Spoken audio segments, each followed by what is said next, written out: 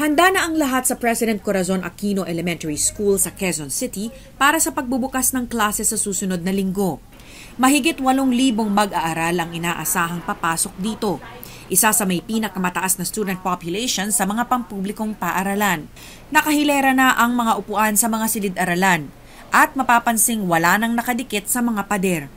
Kwento ng principal, naiyak daw ang ilang guro nang ipag-utos na tanggalin ang mga visual aid at ibang disenyo sa mga silid-aralan.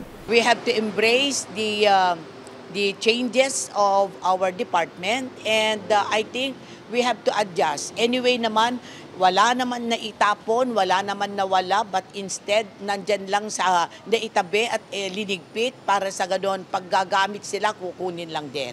Nakalagay sa guidelines ng Brigada Eskwela ngayong taon na kinakailangang tanggalin ng mga poster, tarpaulin at mga dekorasyon sa mga paaralan. Sabi ng Education Department, mas makakabuti ito dahil mas makakatutok ang mga bata sa mga inaaral. Pero hindi sang-ayon ng incoming grade 6 student na si John Bert. Parang may nakikita ko po na parang maganda po yung classroom, tapos parang may design.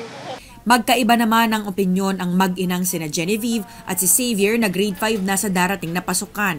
Yung iba pong mga bata nagkakalikot lang, nagbabasa-basa lang imbis makinig sa teacher nila.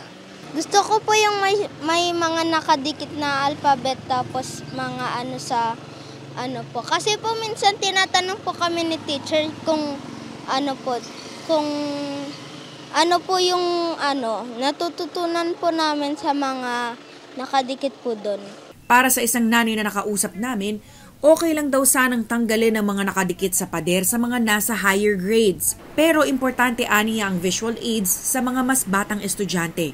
Yung sa kanila, pwede naman kahit wala na, kahit plain lang. Kasi nandun naman yung mga teacher, diba? Nagagabay naman sila. Pero yung sa mga edad na ganito or kinder, ayun, kailangan nandun pa rin. Kasi yung ABC, kahit naman sa bahay din, diba, yung mga magulang, naglalagay din sila. Ayon naman sa Alliance of Concerned Teachers, labag sa Magna Carta for Public School Teachers ang polisiya dahil natatapakan di umano ang academic freedom ng mga guro. Di man lang ito dumaan sa tamang konsultasyon, di ba, sa ating mga teachers. Suportado naman ng isang advocacy group ang mga hakbang para gawing mas kaaya-aya ang learning setup sa mga eskwelahan. Pero sinabi nito na kailangan ding tugunan ng iba pang aspeto tulad ng ventilation, sapat na learning materials at kalusugan ng mga mag-aaral. Sa kabila ng mga kritisismo, idiniin ng DepEd na final na ang bagong polisiya. Sa pinakahuling tala, mahigit 20 milyong mag-aaral na ang nag-enroll ngayong school year. Karamihan ay papasok sa mga pampublikong paaralan. AC Nichols, CNN Philippines.